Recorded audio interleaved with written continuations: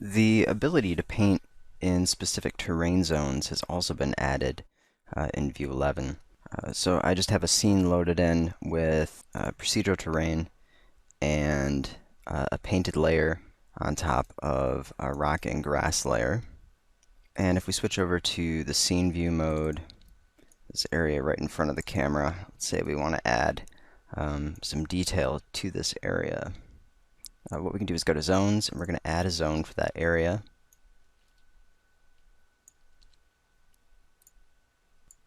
And I'm just going to switch over to the raise tool for now, and just close this out for the time being.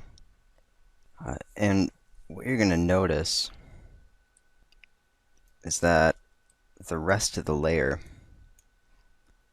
is now basically overwritten by that zone. So we have a new texture map limited or added to that specific zone, but what it's actually doing is overwriting the rest of the painted layer. So there is a way to correct this. And here's a look at where that's being cut out. So we do want to have the rest of that information still there.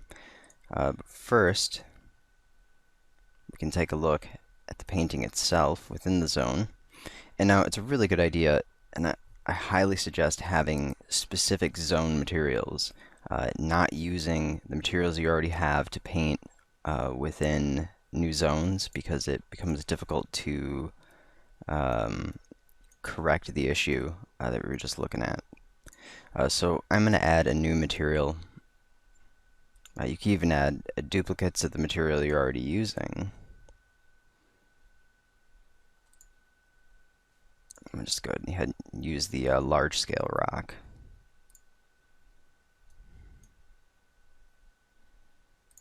And if we go to paint the material, now because it is already, or it's showing with the alpha, and I don't want to lose the rest of my alpha information from other layers, right now it's fully covering. What I'm going to do is edit the material, go into the alpha production, and add a constant node, a constant number of 1, and connect that to the output. And that's going to make it so that layer is not visible to begin with, creating a proper alpha image, so that now we can paint without having to invert the layer and paint over the entire thing. It's a lot quicker this way. So now if I go to the zone,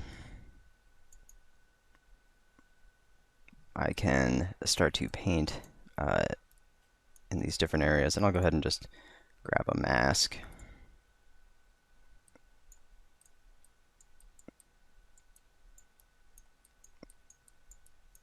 And we could just add some detail for this layer. We could also use the constraints. But now we can paint specific to this area, and it should give us the extra detail we need for that area. So now what we're going to see is the same thing happening, where this layer is being overwritten by the zone on the outside of the zone. So we're going to take a look at correcting that.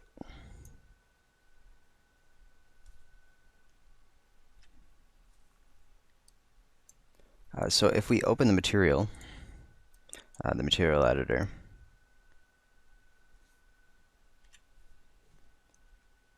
the layer within the zone is easy enough to correct. All we need to do is remove the alpha boost and set that to -100.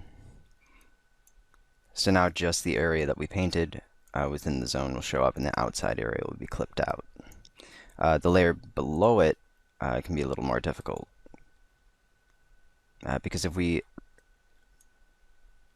remove the alpha boost or bring the alpha boost down to negative 100, we lose the painting entirely. We don't see it. So what we have to do is go into the node itself and make a few changes, or use the painting meta node. Now, the node itself, when we go inside, what we're going to see is the zone, and since we don't have any painting for this material on the zone, we're just going to see these blank textures, and then we can see the painting on the upper layer, and then we have the zone added in. Now we can't make changes to these nodes themselves. Going into them, making any changes will basically crash the terrain editor, will crash view. The only thing you really want to modify within the node itself is the ability to just invert the texture maps. That's really what you want to limit yourself to for the main node. Going in and editing it will either not, the changes won't stay, it'll be overwritten when you reopen the terrain editor, or it'll just crash the program.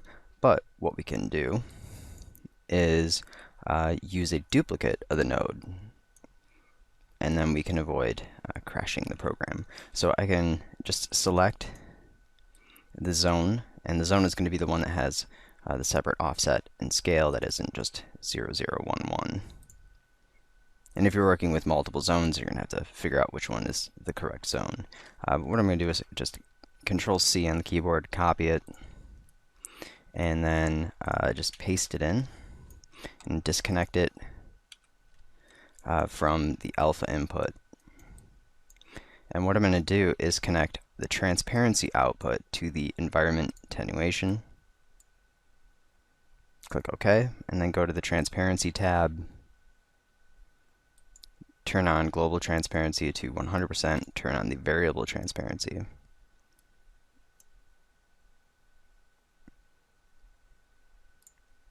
And then that should be preserved.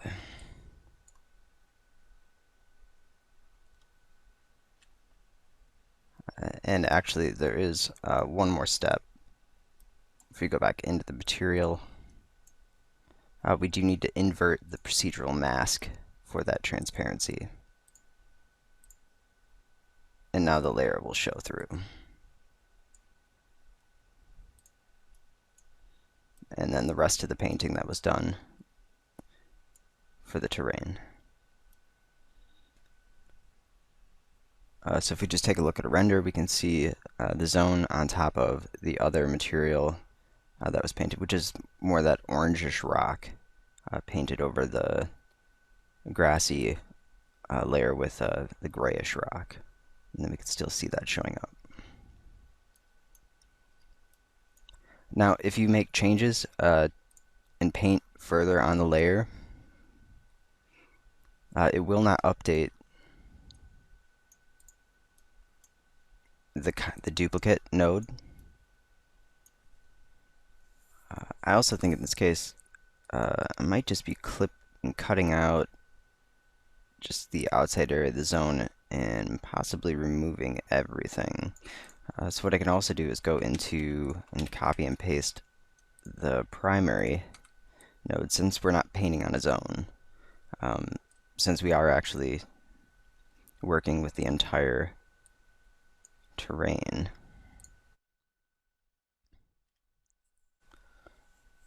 So basically, use the zone if you just want to cut everything outside of the zone so that you don't have that big block.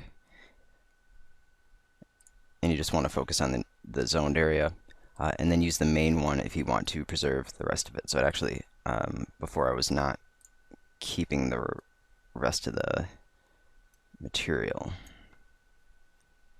It's showing up a lot better now. We can actually see the layer showing and the rest of the terrain. And there we go. Now we can see it much better. Before, I think those orange areas I was pointing out were just probably just the highlights that kind of looked like the material, because it's on the just on the steeper slopes. So you can use duplicates of those nodes. You can even bring them back and forth between different layers.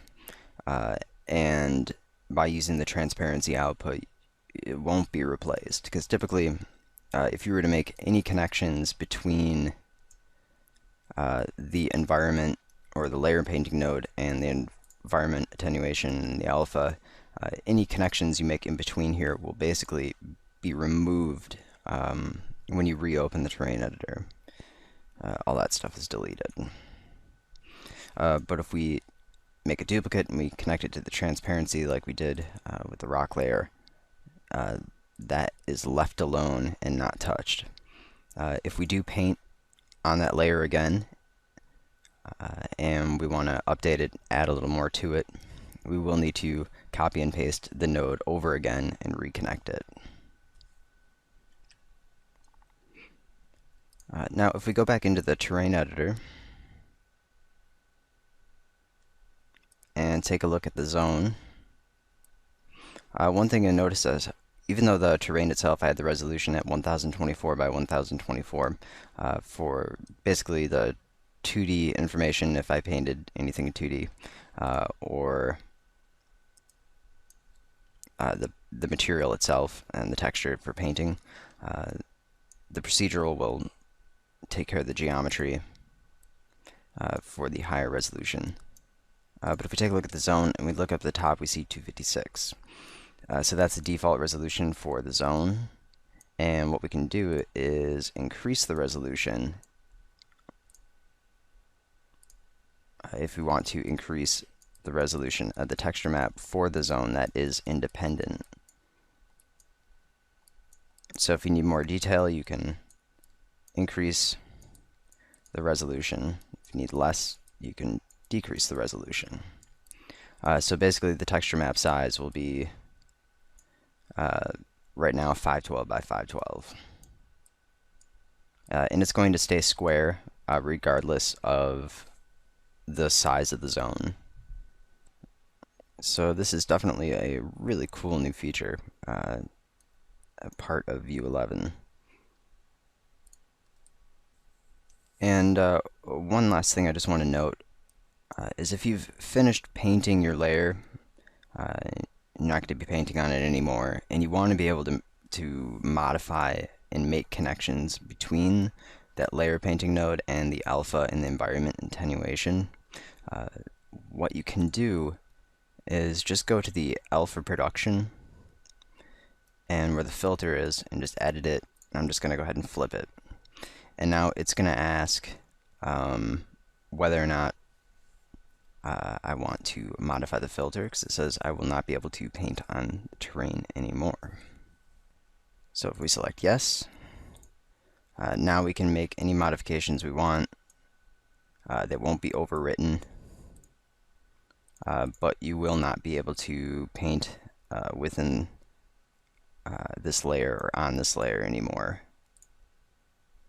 once that's done.